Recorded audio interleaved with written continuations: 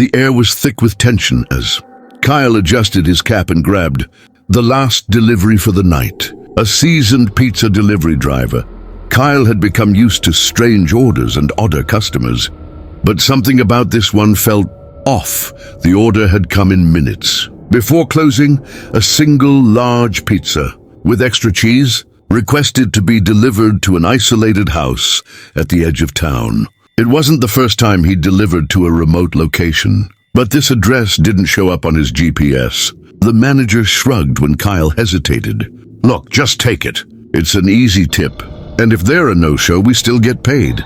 Kyle nodded reluctantly. After all, what was the worst that could happen? The drive out of the bustling downtown area was uneventful at first. Familiar streetlights gave way to dimly lit suburban roads, and eventually to a dark, winding path lined with skeletal trees. Kyle glanced at the directions written on the receipt, double-checking every turn. The GPS insisted he had reached his destination long before he even spotted the house. His headlights finally illuminated a crumbling, ivy-covered structure that looked abandoned. The mailbox, tilting at an odd angle, confirmed the address, 306 Dreadwood Lane.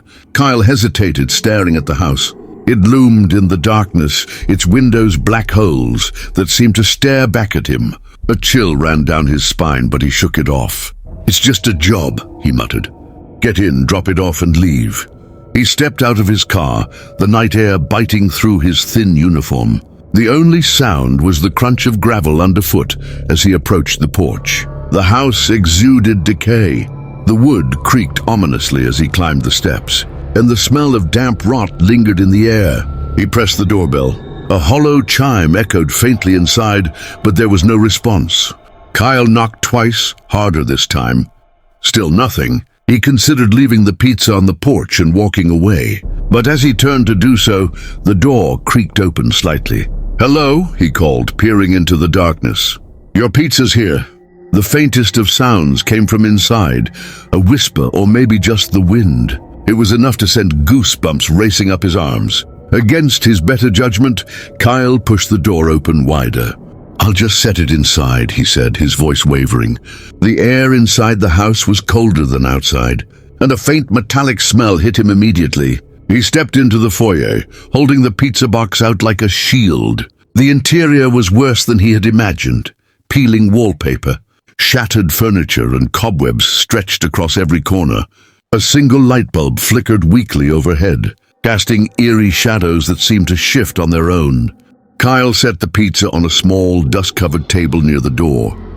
"Your pizza's here." "You can just leave the cash on the table," he called out, backing away toward the exit. Then he heard it, a faint laugh, childlike, high-pitched, and echoing from deeper inside the house. Kyle froze, his heart pounding in his chest. "Hello?" he called again, his voice cracking. The laugh came again, closer this time. Kyle's instincts screamed at him to leave, but something compelled him to stay. He stepped further inside, his eyes darting around the shadows. "Is someone here? Do you need help?"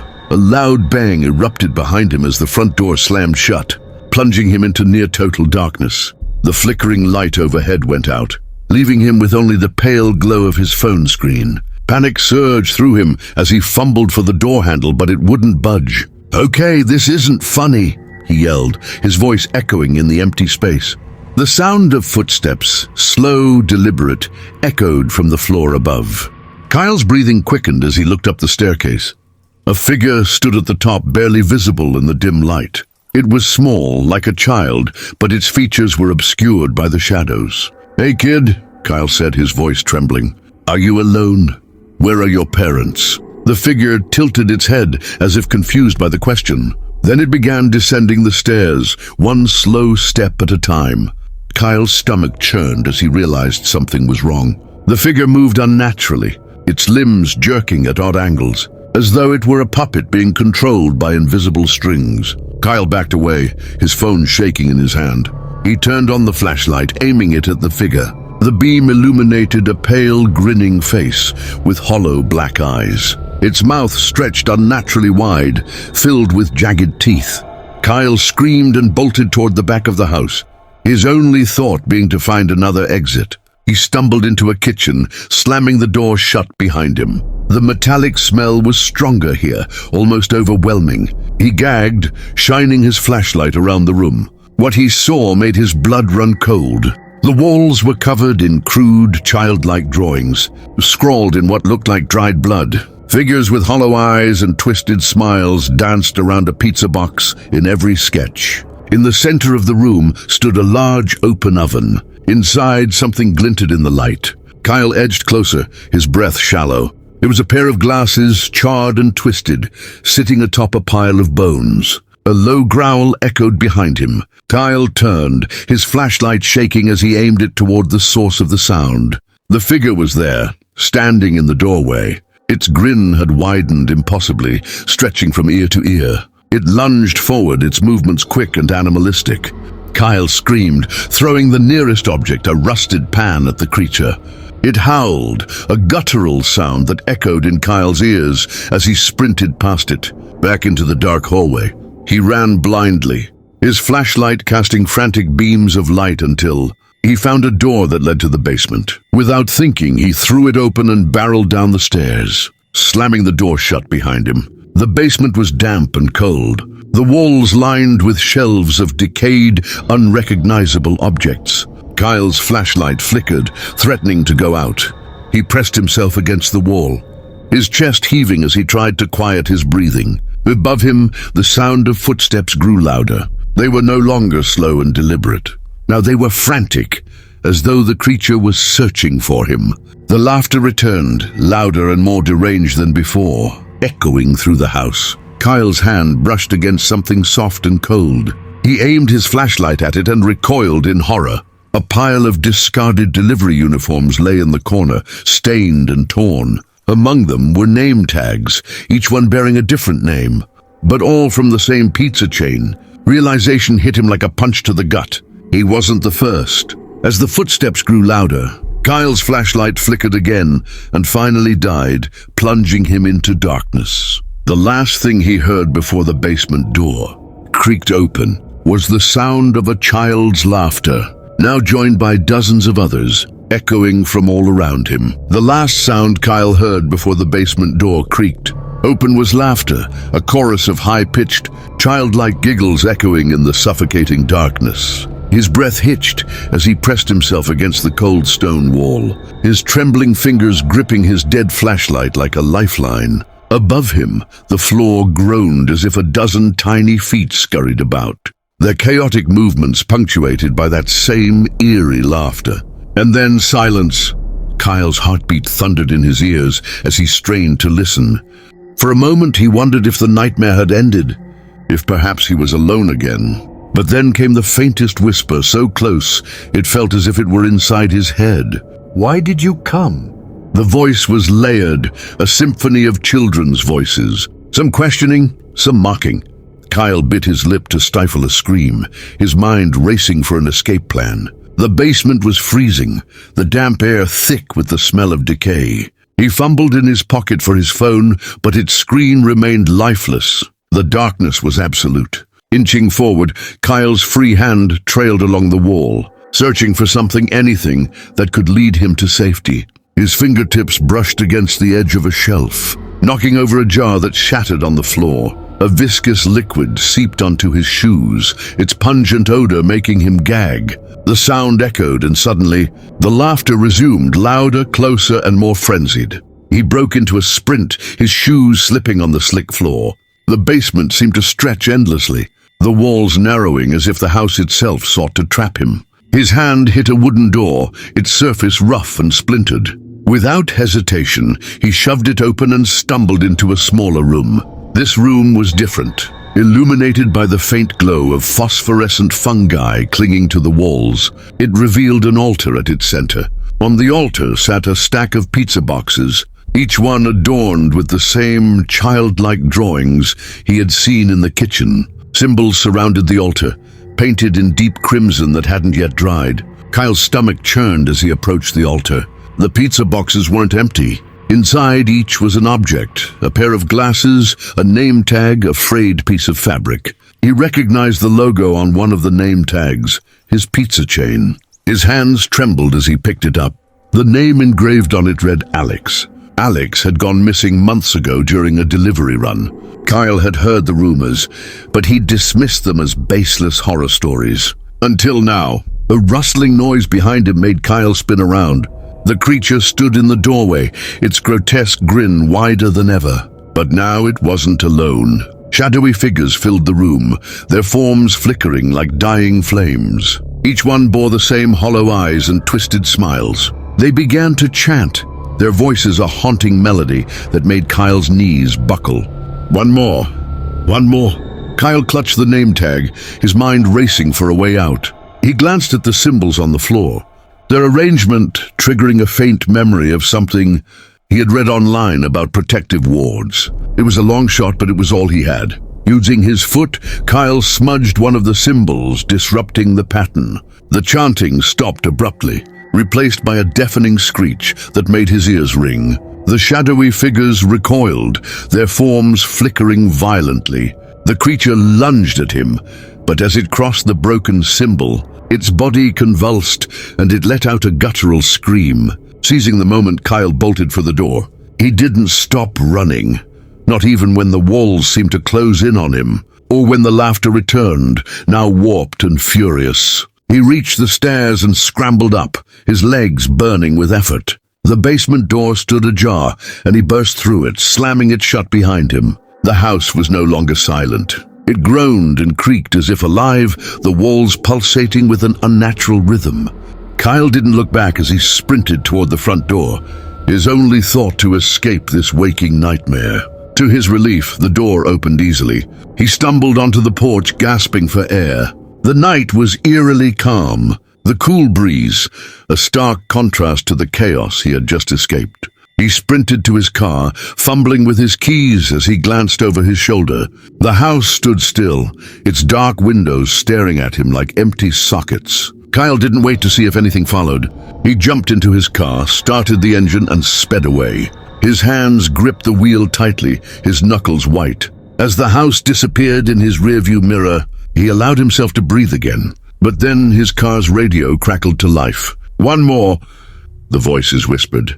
Kyle's blood ran cold. He glanced at the passenger seat where the pizza bag lay open. Inside was another box, one he hadn't put there. Trembling, he reached for it and slowly lifted the lid. Inside was a single slice of pizza, but scrawled on the inside of the box in dark red were the words, "We're not done yet." Kyle screamed as the steering wheel jerked on its own, the car veering off the road and into the darkness beyond. Kyle's scream faded into the void as his car plunged into the darkness. When the jarring impact he anticipated never came, he dared to open his eyes. The headlights illuminated a swirling, shadowy expanse that seemed to defy the laws of nature. He wasn't on any road, he was nowhere. His breath quickened as the car came to an abrupt halt, the engine sputtering before dying completely.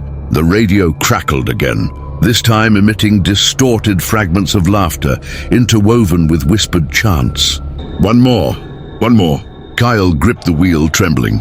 The pizza box sat menacingly on the passenger seat, its faint metallic smell making him nauseous. He thought of throwing it out, but something about the box felt alive, as though it was watching him, waiting. He stepped out of the car, his feet landing on an unfamiliar surface that felt neither solid nor liquid. The landscape stretched endlessly, a void punctuated by faint, shifting figures. Shapes moved in the distance, their forms indistinct but unsettlingly human-like. Kyle's instincts screamed at him to run, but where?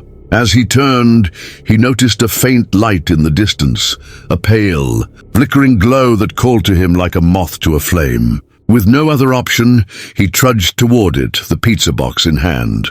The ground shifted beneath him with every step, as though he were walking on the surface of a living, breathing entity. The light grew brighter, revealing a decrepit structure, a gazebo surrounded by jagged, skeletal trees. Beneath its roof sat a figure cloaked in shadows, its presence both alluring and terrifying. The figure gestured for Kyle to approach, and though every fiber of his being screamed at him to turn back, his legs moved of their own accord. As he stepped closer, the figure came into view. It was humanoid, but its face was a grotesque, amalgamation of features, multiple eyes blinking in unison, a mouth that stretched unnaturally wide. Its voice was a low, resonant growl, yet oddly melodic. "You brought it," it said, gesturing toward the pizza box. Kyle nodded, his throat too dry to speak. The figure extended a spindly hand, its claw-like fingers beckoning him to hand it over. Reluctantly, Kyle placed the box on the ground and slid it forward. The figure leaned down, opening the box with deliberate care. Inside, the single slice glowed faintly, pulsing with an otherworldly energy. "Do you know what you've done?" the figure asked, its multiple eyes fixing on Kyle. I didn't mean to. I just wanted to deliver the pizza," Kyle stammered. The figure chuckled, a sound that sent shivers down Kyle's spine. "Ignorance doesn't absolve you, mortal. You've carried the mark. Now you are bound to the game." "What game?" Kyle asked, his voice trembling. The figure didn't answer. Instead, it gestured toward the void, where shadowy forms began to materialize. They were the same flickering figures he'd seen earlier, but now they were clearer people, each holding a pizza box marked with the same eerie symbols. Their faces were frozen in expressions of terror. "You are the final player," the figure said. "To survive, you must deliver the last call." Kyle's head spun. "Deliver? To who? Where?" The figure grinned, revealing rows of sharp, glistening teeth. "You will know, but beware, the game doesn't forgive mistakes." Before Kyle could protest, the ground beneath him shifted violently. He fell, tumbling into an abyss of swirling shadows. When he landed, he found himself back in his car, parked outside an unfamiliar house. The pizza box was on his lap, and his phone buzzed with a notification. It was an address. No, Kyle muttered, his hands shaking as he gripped the phone. He tried starting the car, but the engine refused to turn over. The house loomed ahead, its windows glowing faintly, as if inviting him in. Kyle stepped out, clutching the box like a shield. The air was thick with an oppressive silence, broken only by the crunch of his footsteps on the gravel path. As he approached the front door, it creaked open on its own, revealing a dark hallway. "Hello?" Kyle called out, his voice barely a whisper. No response. The air inside was cold, the kind of cold that seeped into his bones. He took a hesitant step forward, the door slamming shut behind him. The hallway stretched endlessly, its walls adorned with the same childlike drawings he'd seen earlier. He followed them, each step amplifying the sense of dread coiling in his chest. At the end of the hallway was a room illuminated by a single flickering bulb. Inside was a table, and on it sat a stack of pizza boxes, identical to the one he carried. As he placed his box on top, the bulb flickered out, plunging him into darkness. And then the laughter began. It was deafening now, a cacophony of voices surrounding him. Shapes emerged from the darkness, figures with hollow eyes and twisted grins. They moved closer, their movements jerky and unnatural. Kyle backed away, his hands searching for anything he could use as a weapon. His fingers brushed against something cold and metallic, a knife. He gripped it tightly, his breath ragged. "What do you want from me?" he shouted, his voice breaking. The figures paused, their laughter subsiding into an eerie silence. One of them stepped forward, its grin stretching impossibly wide. It pointed at Kyle, and in a voice that sounded eerily like his own, it said, "Deliver." The room dissolved into chaos. The figures lunged at Kyle, their hollow eyes burning with malevolence. He swung the knife wildly, the blade passing through them as though they were made of smoke. Their laughter grew louder, more frenzied, until it was all he could hear. Just as the figures closed in, the floor beneath Kyle gave way, and he fell once more. This time, he landed in the driver's seat of his car, drenched in sweat. The pizza box was gone, and the house had vanished. He sat there, trembling, as the first rays of dawn broke over the horizon. His phone buzzed again. It was another address. Kyle let out a broken laugh, his sanity fraying at the edges. There was no escaping the game. He was the last player, and the rules were clear. With a resigned sigh, he started the car and drove toward the next destination, the echoes of laughter following him into the light of a new day.